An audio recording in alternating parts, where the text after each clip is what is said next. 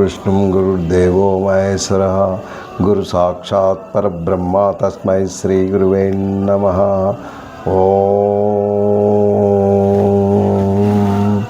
ఓం నమస్తే గణపతయే త్వమేవ ప్రత్యక్షం తత్వమసి త్వమేవ కేవలం కర్తాసి త్వమేవ కేవలం దత్తాసి త్వమేవ కేవలం హర్తాసి త్వమేవ సర్వం కల్చిదం బ్రహ్మాసి త్వం సాక్షాదాత్మాసి నిత్యం ఋతం వచ్మి వచనం వచ్మి అవభక్తారం అవశ్రోతారం అవదాతారం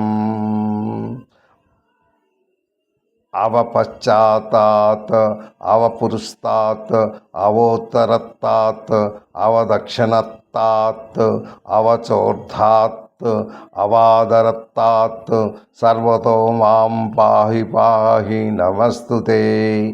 ఓం తం వాజ్మయస్తం విస్మయః.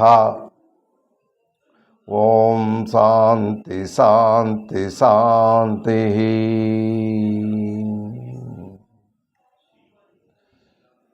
సాయిరామ్. ఓం కృష్ణార్పణమస్తు. మనం విభూతి యోగం ఆ భగవంతుని ఆశీస్సులతో 39 శ్లోకాలు మనం చెప్పుకున్నాం. ఇంకో 3 శ్లోకాలు ఉన్నాయి. ఈ 3 శ్లోకాలు మనం చెప్పుకుంటూ మనం దాన్ని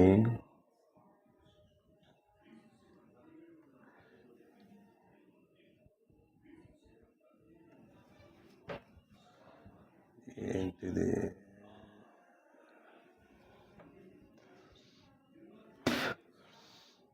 మనం దాన్ని అర్థం చేసుకుంటూ ఆ భగవంతుని తాలూకా తత్వం ఏంటి అన్నది అది తెలుసుకొని ఆ భగవంతుని సన్నిధిలో వెళ్ళడానికి మనం సాయశక్తిలా మనం ప్రయత్నిద్దాం. అయితే మనకి ఈ 39వ శ్లోకంలో భగవంతుడు ఏం చెప్పాడు అన్నది ఒకసారి మనం తెలుసుకుంటూ మనం ముందుకెళ్దాం. యచ్చాసి సర్వభూతానాం బీజం తనహం అర్జున నతస్తి వినాయకా స్యాత్ మాయాభూతా చరాచరం అనేసి అందులో చెప్పాడు. అంటే ఈ సర్వ ప్రాణులకు ఉత్పత్తి అవ్వడానికి, అంటే అవి చరాచర అంటే అవి కదలడానికి, అవి బ్రతకడానికి, వాటికి ఎలా నేను చేయాలి అన్నది, అవి నేను ప్రతి దాంట్లోనూ నేను ఉన్నాను. ఆ ప్రాణాలు ఏవైతే ఉన్నాయో, ఏదైతే ప్రాణంతో ఉన్నవో ఆ ప్రాణంతో ఉన్నవన్నిట్లోనూ నేనే నా తాలూకా శక్తితోనే అవన్నీ నడుస్తున్నాయి. దీనికి కారణం ఏంటి అంటే, ఇవి ఉత్పత్తి అవ్వడానికి ఏంటి కారణం అంటే బీజం. ప్రతిది చెట్టు ఎలా అయితే అది లెగడానికి బీజం ఎలా అయితే కారణం అవుతుందో, అలాగే ఈ ఉత్పత్తి మనుషుల్లో కూడాను, అంటే ఈ మనుషులు, జంతువులు, పక్షులు ఇవన్నీ ఉత్పత్తి అవ్వడానికి కారణం బీజమే. ఆ బీజాన్ని నేను అని నువ్వు తెలుసుకో. నేను లేనిది ఈ చరాచర ప్రాణులు ఏవీ ఉండవు. ఈ చరాచర ప్రాణులు అన్నది ఒక్కటి కూడా నీ దగ్గరికి ఉండదు అని అర్థం చేసుకో. అంటే ఆ భగవంతుడి నుండే ఇవన్నీ వచ్చాయి. అన్ని రూపాలు ఏవైతే రూపాలు ఉన్నాయో, కొన్ని లక్షలకు 84 లక్షల తాలూకా జీవులు ఉన్నాయి. రకరకాలు ప్రతి దాంట్లోనూ నేనే ఉన్నాను. అన్ని రూపాలు కూడా నావే. ఇవన్నీ వ్యాపించి ఉన్నవి అని నువ్వు తెలుసుకో అనేసి మనకి 39వ శ్లోకంలో చక్కగా ఆయన మనకి అది చెప్పారు. మీరు అంటే ఇందులో ప్రతి దాంట్లో నేను ఉన్నాను కనుక నన్ను ఎప్పుడూ స్మరణ చేసుకుంటూ ఉండు అనేసి చెప్పాడు. అయితే ఇప్పుడు 40వ శ్లోకం. ఇవి 42 శ్లోకాలు. ఈరోజు 40, 41, 42 భగవంతుడు ఏం చెప్పాడు అన్నది మనం ఒక్కసారి అర్థం చేసుకుంటూ మనం ముందుకెళ్దాం. ఏంటంటున్నాడు? నా అంత అస్తి మమ దివ్యాణం. నా అంత అంటే నా అంతం లేదు. నా విభూతులు అసలుకి అంతం అన్నది లేదు, చాలా ఉన్నాయి. ఇందులో కొన్ని నీకు చెప్పాను. అంత హస్తి మమ దివ్యాణం, నా యొక్క దివ్యమైన విభూతులు ఇంకా విపరీతంగా ఉన్నాయన్నమాట. ఇదంతా బ్రహ్మాండం అంతను నాదే, నేనే సృష్టించాను, నా తాలూకా శక్తితోనే అంతా నడుస్తున్నది అంటున్నాడు. ఆ తర్వాత విభూతూనాం ఓ అర్జున పరంతప, అక్కడ ఏంటంటాడు? విభూతీనాం పరంతప నా అంతం అస్తి మమ దివ్యాణం విభూతీనాం పరంతప. ఈ విభూతులన్నీ అర్జున పరంతప అంటే అర్జున ఈ విభూతులన్నీ నా తాలూకా శక్తి అంటే నా తాలూకా శక్తి అంటే ఈ విభూతులకి ఇంకా అంతం లేదు, ఇంకా ఎన్నో ఉన్నాయి చాలాను. కానీ అందులో కొన్ని నీకు చెప్పాను, అవి నువ్వు తెలుసుకో. ఆ తర్వాత ఏంటంటే ఏషం తు ఉద్దేశతం ప్రోక్త విభూతర్విస్తరో మయా. అంటే నా దివ్య విభూతులు దీనికి అంతం లేదు. నా విభూతుల గురించి నేను నీకు ఇంతవరకు సంక్షిప్తంగా కొంత చెప్పాను. అంటే నా తాలూకా విభూతులు చాలా అనంతం, విపరీతంగా ఉన్నాయన్నమాట, అనంతం. ఈ విభూతులు కూడా ఇది బ్రహ్మాండం. ఏంటి అందులో ముఖ్యమైనవి నేను నీకు వివరించాను అనేసి ఇక్కడ చెప్. నా అంతం అస్తి మమ దివ్యాణం ఉవీదీనాం పరంతవ ఏషంతో ఉద్దేశం. నీకు అంటే ప్రోక్తం అంటే నీకు నేను చెప్పాను. నీకు ఇవి కొన్ని సంక్షిప్తంగా నీకు నేను చెప్పాను. దీని తాలూకా ఇది, దాన్ని బట్టి నా తాలూకా అంటే నా తాలూకా తత్వజ్ఞానం ఏంటి అన్నది నువ్వు అర్థం చేసుకుంటూ ఆ విభూతుల్ని నువ్వు తలుచుకో అని చెప్తున్నాడు. నా విభూతులకు అంతం లేదు. అంటే నువ్వు ఏదైతే ఉన్నావో, ఏదైతే నువ్వు మానవ రూపంలో ఉన్నావో, ఏదైతే నువ్వు శరీరాన్ని ధరించి ఉన్నావో ఆ శరీరంలో ఏంటున్నది అని నువ్వు తెలుసుకున్నావా? నువ్వు చూస్తున్నావు, ప్రతి వస్తువు చూస్తున్నావు, ప్రతి వస్తువులు ఉన్నాయి, ఎన్నో ఉన్నాయి వస్తువులు. ఇవన్నీ బాహ్య వస్తువులు, బాహ్యంగా నువ్వు చూస్తున్నావు. ఆ బాహ్యంగా ఉన్న వస్తువులో దాంతో నువ్వు ప్రీతిని పెంచుకుంటూ ఆ వస్తువు మీద ప్రేమను పెంచుకుంటూ ఆ వస్తువు మీద నీకు ఎక్కువగా లగ్నం అవుతుంది. అంతేగాని నీది నువ్వు చూసుకోవట్లేదు. నువ్వు నా వైపు ఒకసారి చూడు. హూ యామ్ ఐ, నేనెవరో నువ్వు ఒకసారి చూడు. నువ్వు చూసి నా గురించి నువ్వు తెలుసుకో. నన్ను నువ్వు బయట చూస్తున్నావు. బయటని నేను శ్రీకృష్ణునే, కానీ నా లోపల ఏటుందో నువ్వు చూసావా? నా లోపల ఖాళీగా ఉంది. నేను ఏమీ లేదు, నాకు ఎవ్వరూ లేదు, నేను ఎవరిని అంటుకోను, ఎవరి గురించి ఆలోచించను. నా లోపల అంతా ఖాళీగా ఉంది, అంతా మీ మీద పెట్టాను. ఇదంతా మీ ఇష్టం. నీకు జ్ఞానాన్ని ఇచ్చాను, బుద్ధినిచ్చాను, శరీరాన్ని ఇచ్చాను, అన్నీ ఇచ్చాను, మనసునిచ్చాను.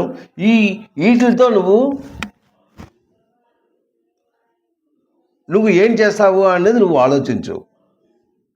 దీని తాలూకా కర్మలు ఎలా ఉంటున్నాయి, నీ కర్మని ఇప్పుడు ఈ జన్మలో నువ్వు ఇలా నడుస్తూ ఉన్నావు. దీనికి గల కారణం కూడా నేను చెప్పాను. దీనికి గల కారణం పూర్వజన్మ తాలూకా సుకృతంతో నువ్వు వచ్చావు, ఈ సుకృతంతో నువ్వు నడుస్తున్నావు. కానీ ఈ జన్మలో నువ్వు ఏదైతే చేసావో అది నెక్స్ట్ జన్మకు అది ఫార్వర్డ్ అవుతుంది. నువ్వు జ్ఞానాన్ని ఇంప్రూవ్ చేసుకోవాలంటే ఈ జన్మలో నువ్వు చెయ్యాలి. నీకు ఎప్పుడైతే శరీరం ఉందో, బుద్ధి ఉందో, జ్ఞానం ఉందో, ఇవన్నీ ఎప్పుడైతే నీకు కలిగాయో, నీలోని ఆత్మ ఉన్నంత వరకు, నీలో ప్రాణం ఉన్నంత వరకు నువ్వు ఇవన్నీ తెలుసుకోగలవు. ఆ తర్వాత నువ్వు ఇంకేమీ తెలుసుకోలేవు. అందు గురించి దీని గురించి నువ్వు చాలా చక్కగా ఆలోచించు. ముందు నీకు ఎందుకు నేను ఈ విభూతులు చెప్పాను అంటే, నా తాలూకా తత్వజ్ఞానం ఏంటి అన్నది నువ్వు తెలుసుకో, నేనెవరు అన్నది తెలుసుకో. అప్పుడు నీలో ఉన్న భావనలు దూరం అవుతాయి. నువ్వు ఎప్పుడైతే నువ్వు ప్రీతిగా ప్రతి వస్తువును చూసుకుంటున్నావో, అవి ఆ వస్తువులన్నీ భగవంతుడు ఉన్నాడు అన్న భావనతో నువ్వు చూసినట్టయితే ఆ భగవంతుని మీద ప్రీతి పోతుంది. ఆ వస్తువు భగవంతుడిదే. ఈ వస్తువులు ఏమీ నాది కాదు, నా ఇల్లు కాదు, నా కారు కాదు, నా భార్య కాదు, నా పిల్లలు కాదు, ఏమీ నాది కాదు అన్న భావనతో నువ్వు ఉండాలి. అది ఉన్నట్టయితేనే నీలో ఏంటి లోపల ఏంటుంది, నీలో లోపల ఏంటుందో ఒక్కసారి తెలుసుకున్నావా? నీలో ఉన్నది ద్వేషం. అది నువ్వు దూరం చేసుకో. క్రోధం ఉంది, ద్వేషాలు ఉన్నాయి. ఇవి నువ్వు దూరం చేసుకున్నట్టయితేనే నీకు కామ, క్రోధ, లోభ ఇవన్నీ ఉన్నాయి. ఇవి నువ్వు ఆ లోపల ఉన్నవి అవి తీసి బయట పెట్టు. అవి లోపల ఉంచుకోక, అది ఉంచుకోకుండా నువ్వు ఉండు. అవన్నీ నువ్వు బయట పెట్టాయి. అవేమీ నాకు లేవు అన్న భావనతో నువ్వు ఉన్నట్టయితే అప్పుడు నా తత్వజ్ఞానాన్ని నువ్వు అర్థం చేసుకుంటూ నన్ను నువ్వు చేరుకోగలవు. లేకపోతే నువ్వు ఎప్పటి వరకైతే నీకు రాగద్వేష, కామ, క్రోధ ఇవన్నీ ఏవైతే ఉన్నాయో ఇవి అన్నీ నీలో ఉంటే మాత్రం నువ్వు ఎప్పుడూ అక్కడికి రాలేవు, నువ్వు అక్కడికి చేరుకోలేవు. ముందు ఏదైతే ఉన్నదో నీ లోపల ఉన్నది చక్కగా చేసుకో. అప్పుడు నన్ను అర్థం చేసుకోగలవు, ఈ విభూతులను కూడా నువ్వు అర్థం చేసుకోగలవు అనేసి మనకి ఈ 40వ శ్లోకంలో చెప్పాడు. ఏంటంటున్నాడు? ఇవి అంతం లేదు, ఎన్నో విభూతులు ఉన్నాయి, ఈ విభూతులన్నీ నేను చెప్పాలి అంటే నాకు అవ్వదు. కొన్ని నేను విభూతులు చెప్పాను, నేను ఎవరో నీకు తెలుసుకో అని చెప్తున్నాడు. నాంతం అస్తి మమ దివ్యానాం విభూతీనాం పరంతప ఏషం తు ఉద్దేశతః ప్రోత్సా విభూతేర్విస్తర్దమయా అనేసి 40వ శ్లోకంలో అవి చాలా చక్కగా ఈ బ్రహ్మాండం అంతను నేనే సృష్టించింది.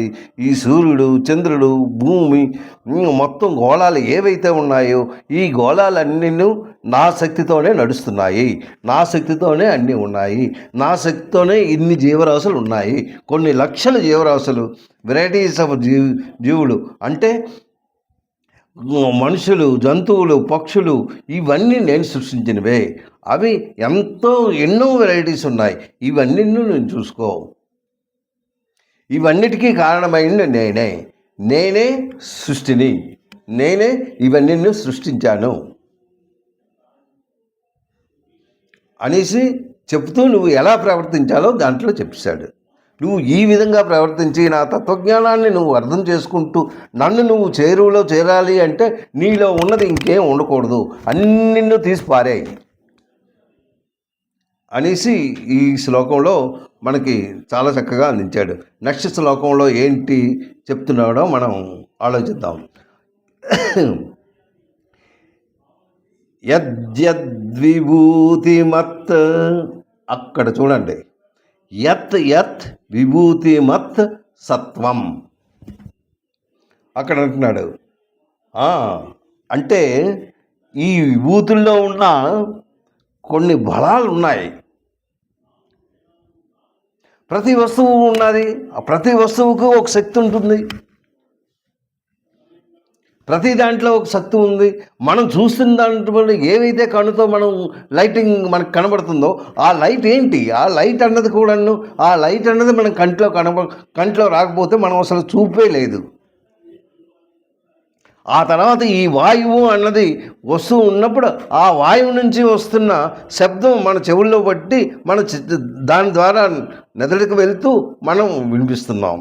ఆ తర్వాత లోపల ఈ లోపల శక్తి ఉంది కనుక ఆ శక్తితో మనం మాట్లాడుతూ ఊపిరి తీస్తూ ఇవన్నీ మనం చేస్తూ ఉన్నామే.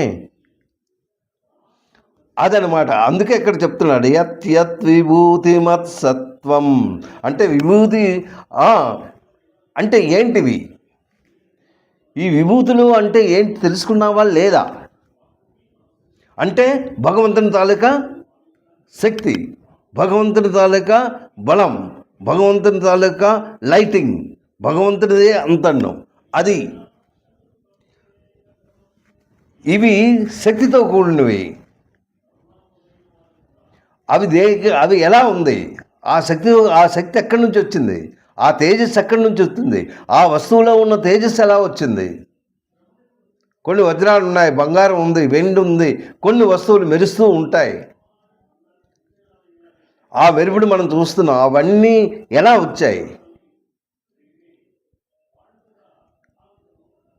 అవి సూర్యునిగా చక్కగా ఎంతో చక్కగాను అంటే మనం ఆకాశంలో ఉన్న నక్షత్రాలు ఎలా అయితే చూస్తున్నామో అలాగే ఈ వస్తువులు కూడా కొన్ని మెరుస్తున్నాయి. కొన్ని వస్తువులు ఐశ్వర్యంగా ఉన్నాయి, కొన్ని వస్తువులు బలంగా ఉన్నాయి.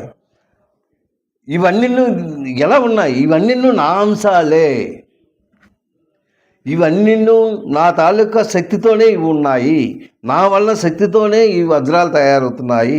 ఈ వైడూర్యాలు ఇవన్నీ నా శక్తియే. అది భూమండలంలో ఉన్నాయి. అయితే ఒక్కొక్క వస్తువుకు ఒక్కొక్క గుణం ఉంది. ఆ గుణంతో ఏంటి ఏర్పడుతుంది? కాంతి ఏర్పడుతుంది. ఆ కాంతి, ఆ గుణాలు ఉన్నాయి కదా, ఆ గుణాన్ని నేనే. అనేక బలాన్ని, తేజస్సుని, పరాక్రమాన్ని ఇవన్నీ ప్రతి వస్తువులోనూ నువ్వు చూస్తున్నావు కదా. అలాగే అన్నిన్ను దీన్నే ఐశ్వర్యం అంటారు. ఐశ్వర్యం అంటే కాంతి మొదలు గుణాలతో ఉన్నవి. అవి కొన్ని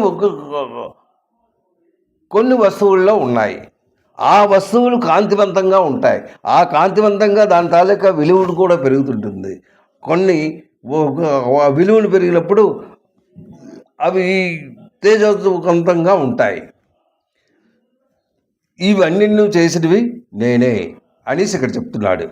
ఇది ఈ 41వ శ్లోకంలో దేని గురించి చెప్పాడు? అసలు మనం ఏంటి అర్థం చేసుకున్నాం? భగవంతుడు అన్నిటికన్నా ముఖ్యమైనది ఏంటి? మనం ఏం చూస్తున్నాం? మనం ఏంటి అనుభవిస్తున్నాం? అనుభవించింది చాలా చక్కగా అనుభవిస్తున్నామే. ఈ అనుభవాలు ఎలా వస్తున్నాయి? మనం చాలా ప్రశాంతంగా మనం చేస్తున్నాం. ఇలా వస్తున్నాం, లైట్ వెలిగిస్తున్నాం, టక్కన బల్బు వెలిగిపోతుంది. అలా వస్తున్నాం, టీవీ చూస్తున్నాం, అలా లైట్ వేస్తున్నాం, బస్ ఫ్యాన్ తిరుగుతుంది. ఇదంతటికీ కారణం ఏంటి? విద్యుత్ శక్తి. విద్యుత్ అంటే అది కరెంట్. ఆ విద్యుత్ అన్నది ఎలా వచ్చింది? ఎక్కడి నుంచి వచ్చింది? అది భగవంతుడు ఇచ్చిందే. ఆ విద్యుత్ మామూలు విద్యుత్తా? అది ఎంతో పవర్ఫుల్. అది వాయువులో కలుస్తుంది. అది వాయువులో కలిసి దాని ద్వారా మనం ఎన్నో ప్రయోగాలు చేసాం. టెలిఫోన్ తెచ్చుకున్నాం, ఆ టెలిఫోన్లో మాట్లాడుతుంటాం. అవన్నీ ఎలా వచ్చాయి? ఆ విద్యుత్తే. అదే ఆ శక్తి గాలిలో కలిసింది. ఆ గాలి ద్వారా మనం వింటూ ఉన్నాం, టెలిఫోన్ వింటున్నాం. ఆ తర్వాత టీవీలు చూస్తున్నాం, అది కూడాను వాయువులో ఉన్న శక్తే. ఇవన్నిటికీ కాక అన్నిటికన్నా ఈ రోజుల్లో ఇప్పుడు మనం అనుభవిస్తుంది ఏంటి అంటే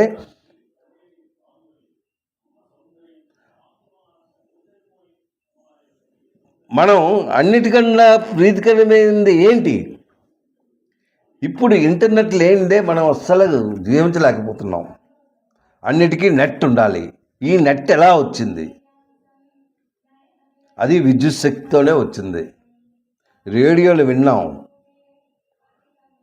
ఆ తర్వాత రేడియో పోయి టీవీ వచ్చింది, టీవీ టేప్ రికార్డ్ విన్నాం. ఇవన్నీ విద్యుత్తుకి సంబంధించింది అనమాట. అవన్నీ మనం ఆ శక్తులతోనే మనం ఇవన్నీ అనుభవిస్తున్నాం. అసలుకి నీ లోపల ఏంటి ఉన్నదో చూడు అనేసి అంటున్నాడు. ప్రతి వస్తువు నాదే, ఈ వస్తువులన్నీ నేనే, అన్ని చోట్ల నేనే ఉన్నాను, నేను లేని వస్తువు లేదు అనేసి ఈ శ్లోకంలో ఆయన తాలూకా బలం గురించి, ఆయన తాలూకా శక్తి గురించి ఇందులో చెప్పాడు. యత్ యత్ విభూతిమత్ సత్వం శ్రీమత్ ఊర్జితం ఏవ. ఊర్జితం అంటే శక్తి, శ్రీమత్ అంటే శ్రీ అంటే ఐశ్వర్యం. ఊర్జితం ఏవ తత్తద్దేవ వగచ్చతం. దీన్ని నువ్వు just you please note it. What is that one, how it is running, how this మొత్తం ఈ ప్రపంచం అంతా ఎలా నడుస్తుందో ఒక్కసారి నువ్వు అర్థం చేసుకో అని చెప్తున్నాడు. తేజోంశ సంభవం, నా తేజస్సు యొక్క అంశములతోనే ఇవన్నీ ఉన్నాయి. మమ తేజోంశ సంభవం అని చెప్తున్నాడు. అది 41. ఆఖరి శ్లోకంలో ఏంటి చెప్పాడో మనం ఒకసారి వినేసి, అంటే ఈ శ్లోకంలో ఆయన తాలూకా శక్తి విద్యుత్ గురించి ఆయన మాట్లాడాడు. ఆ బలం ఏంటి, ఆ విద్యుత్ వలన ఎన్నో లాభాలు పొందుతున్నాం కదా, అది ఎలా వచ్చింది అని నువ్వు ఒకసారి అర్థం చేసుకో, అది నా వల్లనే వచ్చింది అనేసి అతను దీనికేమో చెప్తున్నాడు. ఆ తర్వాత 42లో అది ఆఖరి శ్లోకం. ఆఖరిగా భగవంతుడు ఏం చెప్పాడు, విభూతులు ఇన్నోటి చెప్పాడు. ఏంటి అంటే అధవా బహునైతేనా,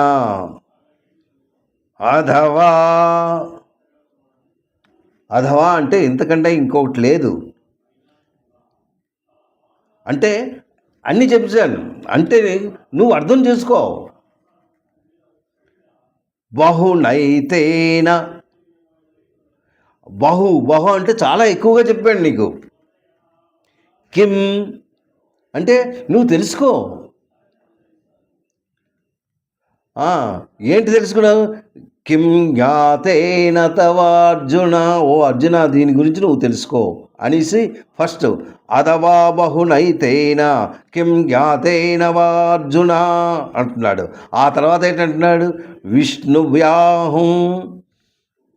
విష్ణువ్యాహిమిదం కృత్స్నం ఏకాంశేన స్థితో జగత్. మొత్తం జగత్తు గురించి, ఈ ప్రపంచం గురించి మాట్లాడుతున్నాడు. నీకు ఏదైతే నేను చెప్పానో చాలా మట్టుకు నీకు చెప్పాను, నువ్వు జాగ్రత్తగా విని దాన్ని అర్థం చేసుకో. అన్నీ విపులంగా నేను చెప్పాను. నేనంటే ఏంటో, నా తాలూకా శక్తి ఏంటో, నా తాలూకా అంటే నా తాలూకా తత్వం ఏంటో, నేనెవరో, ఇవన్నీ నేను చెప్పాను. అంటే నా శక్తితోనే ఇదంతా నడుస్తుంది అనేసి నేను చెప్పాను. నీకు చాలా చక్కగా విపులంగా ఎవరికీ చెప్పింది నీకు నేను చెప్పాను. దీనికి ఇంత తెలుసుకుంటున్నావు, ఏదైనా ప్రయోజనం ఉందా? ఓకే, ఇంత తెలుసుకున్నావు, నీకు ఏదైనా ప్రయోజనం ఉందా? అది ఒకసారి చూసుకో. దీనివలన ఎన్నో ప్రయోజనాలు ఉన్నాయి. ఆ ప్రయోజనాలు నువ్వు దాన్ని పట్టుకొని భగవంతుని తాలూకా తత్వజ్ఞానాన్ని తెలుసుకొని నీ తాలూకా ఏవైతే దుర్వ్యసనాలు ఉన్నాయో అవి మాత్రం